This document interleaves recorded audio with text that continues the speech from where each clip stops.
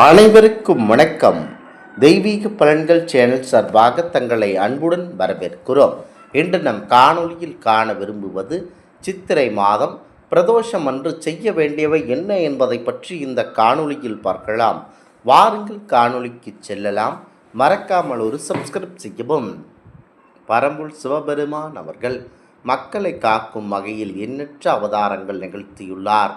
தங்களுடைய பக்தர்களை சோதிக்கும் வகையிலும் எண்ணற்ற திருவிளையாடல்கள் புரிந்துள்ளார். சிவனுக்குரிய முக்கியமான விரதங்களில் ஒன்றுதான் அது பிரதோஷ விரதமாகும். சிவபெருமானிடமிருந்து விரதம் இருந்து சிவபெருமானை வழிபட்டால் பாவங்கள் விலகி நன்மைகள் பெருகும், கஷ்டங்கள் தீரும். அதிலும் சிவ குறிப்பிட்ட நாட்களில் வரும் பிரதோஷ விரதம் மிகவும் சக்தி வாய்ந்தது. இந்த தினங்களில் விரதம் இருந்து வழிபட்டால் கிரக தோஷங்கள் உள்ளிட்ட அனைத்து தோஷங்களும் நீங்கும். தொடர்ந்து பிரதோஷ விரதத்தை 12 வருடங்கள் கடைபிடிப்பவர்கள் சிவகணங்களில் ஒருவராகி சிவனுக்கு தொண்டு செய்யும் பாக்கியத்தை பெறுவார்கள். பிரதோஷ விரதத்தை தொடர்ந்து கடைபிடிப்பவர்களுக்கு அனைத்து விதமான துன்பங்களும் நீங்கி சகல நன்மைகளும் வந்து சேரும். குறிப்பாக சிவபெருமான் மற்றும் பார்வதேவியின் பரிபூரண அருளை பெறுவதற்காக கடைபிடிக்கப்படும் விரதம் பிரதோஷ விரதமாகும். சுக்லபட்சம், கிருஷ்ணபட்சம் என மாதத்திற்கு 2 பிரதோஷங்கள் வருவதுண்டு. குறிப்பாக இந்த பிரதோஷமானது சக்தி வாய்ந்த பிரதோஷமாக இருக்கிறது. குறிப்பாக சிவ வழிபாட்டிற்கு மிகவும் ஏற்ற நாளான புதன்கிழமை சக்தி வாய்ந்தது. பொன் கிடைத்தாலும் புதன் கிடைக்காது என்பார்கள். அதிலும் புதன்கிழமையுடன் இணைந்து வருவதனால் மிகவும் விசேஷமான பிரதோஷமாக கருதப்படுகிறது. திங்கட்கிழமையில் வருவது சோமவார பிரதோஷம் என்றும், சனிக்கிழமையில் வருவது பிரதோஷத்தை சனி மகா பிரதோஷம் என்றும் சொல்கிறோம். அதே போலத்தான் புதன்கிழமையில் வரும் பிரதோஷமும் அதீத விசேஷமானதாகும். குறிப்பாக நம்முடைய மத நம்பிக்கையின்படி புதன்கிழமையில் மங்களகரமான நாளாக கருதப்படுகிறது. பொன் கிடைத்தாலும் புதன் கிடைக்காது என்பார்கள். புதன்கிழமையில் வரும் பிரதோஷத்தன்று விரதமிருந்து வழிபட்டால் செல்வ வளம் பெருகும். குறிப்பாக ஒவ்வொரு கிழமையில் வரும் பிரதோஷத்திற்கும் ஒரு விசேஷ பலன்கள் உண்டு. அந்த வகையில் புதன்கிழமையில் வரும் பிரதோஷமானது 16 வகையான செல்வங்களையும் அள்ளித்தரக்கூடியதாகும். திருமணமாகாதவர்கள் புதன்கிழமையில் வரும் பிரதோஷத்தன்று சிவபெருமானையும் பார்வதேவியும் வேண்டிக்கொண்டு விரதம் இருந்தால் விரைவில் திருமண பாக்கியம் கைகூடி வரும். அது மட்டுமல்ல, ஆரோக்கியம், குழந்தை பாக்கியம், குடும்ப ஒற்றுமை ஆகியவை அனைத்தும் நல்லபடியாக கிடைக்கும். குறிப்பாக இன்றைய புதன்கிழமையில் வரும் இந்த பிரதோஷத்தன்று விரதம் இருக்க நினைப்பவர்கள் செவ்வாய்க்கிழமை மாலையிலேயே குளித்துவிட்டு சிவ வழிபாட்டை துவங்கிவிட வேண்டும். அன்று இரவு எளிமையான உணவுகளை எடுத்துக்கொண்டு புதன்கிழமை அதிகாலையிலேயே எழுந்து நீராடி விரதத்தை துவங்கிவிட வேண்டும். உபவாசமாக விரதம் இருப்பது மிகவும் சிறந்தது. முடியாதவர்கள் பால், பழம் மட்டும் சாப்பிட்டு விரதம் இருக்கலாம். ஓம் நமச்சிவாய எனும் மந்திரத்தை கிழக்கு நோக்கி அமர்ந்து 108 முறை சொல்ல வேண்டும். சிவஸ்லோகங்கள், சிவபுராணம் ஆகியவற்றை படிப்பது சிறப்பான பலன்களை தரும். மாலையில் கண்டிப்பாக சிவபெருமானுடைய ஆலயத்திற்கு சென்று நந்தி தேவருக்கும் பரம்பொருள் பரமேஸ்வரருக்கும் நடக்கும் அபிஷேக ஆராதனைகளில் கலந்து கொண்டு சிவ தரிசனம் செய்ய வேண்டும்.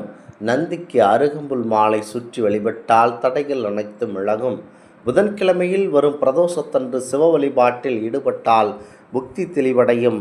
மனோபாவம் கண்டிப்பாக நமக்கு அதிகப்படியான பலம் பெருகும்.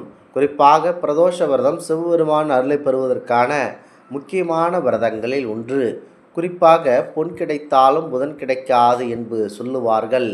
புதன் என்பது ஞானத்தையும் அள்ளித்தரக்கூடிய ஒரு பொன்னான நாளாகும். இந்த நாள் யார் ஒருவர் பிரதோஷ விரதம் இருந்து வழிபட்டால் அனைத்தும் நல்லபடியாக கொடுக்கும். குறிப்பாக இன்று விரதம் இருந்து சிவாலய வழிபாடு செய்வது கண் தொல்லையை நீக்கும். என்று நந்தியை மனமுருகா வழிபட்டால் தடை சுபகாரியங்கள் அனைத்தும் மலவெளவென தொடங்கும். குறிப்பாக தடைகளை நீக்கக்கூடிய ஒரு அற்புதமான விரதம்தான் சிவபெருமானுடைய பிரதோஷ விரதம். இன்று பிரதோஷம். புதன்கிழமையில் வருகிற பிரதோஷத்தன்று பரம்பொருள் சிவபெருமானை தரிசனம் செய்வது நன்மை தரக்கூடியது.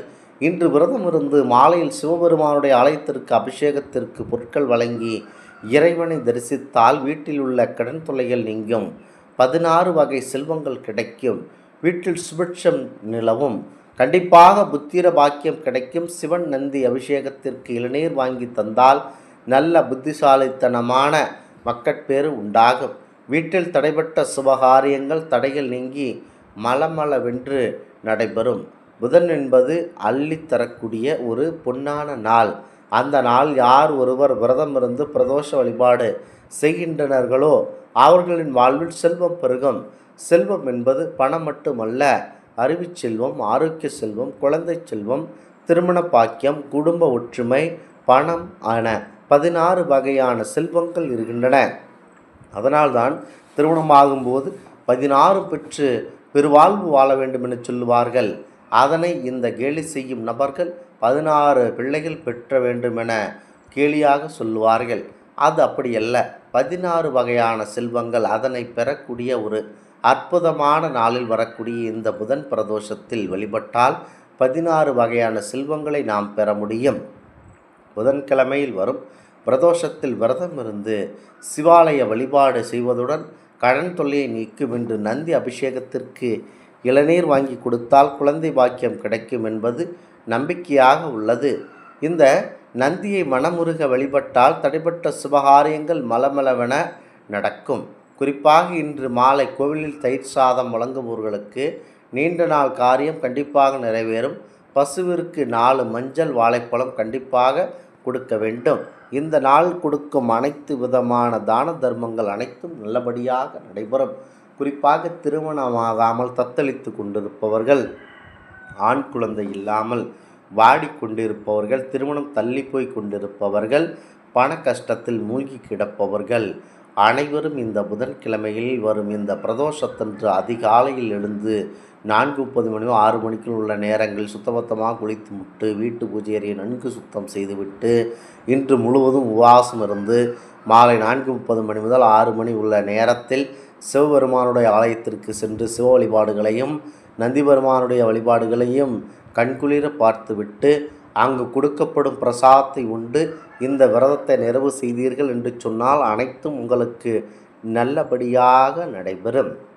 இந்த ஆன்மீக தகவல் உங்களுக்கு பிடித்து இருந்தால் தெய்வீக பலன்கள் சேனலை கண்டிப்பாக சப்ஸ்கிரைப் செய்து கொள்ளவும். மீண்டும் ஒரு நல்லதொரு காணொளியை உங்களை சந்திக்கிறோம். நன்றி, வணக்கம்.